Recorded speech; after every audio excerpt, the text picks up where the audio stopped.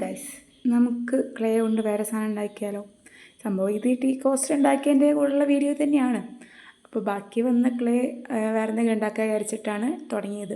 അപ്പോഴാണ് എനിക്ക് മെയിനായിട്ട് വേണ്ട സാധനം ഓർമ്മ വന്നത്, ഒരു ബ്രഷ് ഹോൾഡർ. ഞാൻ എപ്പോൾ പെയിൻറ്റ് ചെയ്താലും നേരെ ടേബിളിൽ വെക്കും, ടേബിൾ മൊത്തം പെയിൻ്റ് ആവും. അപ്പോൾ എനിക്കിത് അത്യാവശ്യമാണല്ലോ, അപ്പോൾ ഞാൻ തന്നെയാണ് ഉണ്ടാക്കാൻ വിചാരിച്ച്. സംഭവമൊക്കെ എളുപ്പമൊക്കെയാണ്, പക്ഷേ രണ്ട് കാര്യങ്ങളാണ് ശ്രദ്ധിക്കാനുള്ളത്. ഒന്ന്, ടേബിൾ നല്ല മെസ്സാവും. രണ്ടാമത്തെ, വെയിൽ വേണമായിരുന്നു. ഞാൻ പറഞ്ഞല്ലോ, ഉള്ളിൽ നല്ല മഴയായിരുന്നു, അപ്പോൾ ഫാൻ്റെ അടിയിൽ ഉണങ്ങിയതാണ്.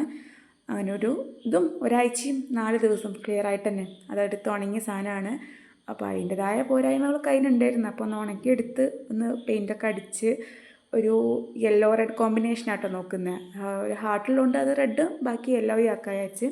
അധികം ഡിസൈനൊന്നും കൊടുത്തില്ല, ജസ്റ്റ് സിമ്പിൾ ഡിസൈൻ കൊടുത്ത്. അപ്പോൾ അധികമാക്കി കഴിഞ്ഞ് കൊള്ളായാലോ വിചാരിച്ചിട്ടു. സോ നമ്മൾ ഹോൾഡർ ഇഷ്ടപ്പെട്ട വീഡിയോ ലൈക്ക് ചെയ്യുക, ചാനലിന് സബ്സ്ക്രൈബ് ചെയ്ത് സപ്പോർട്ടും ചെയ്യുക.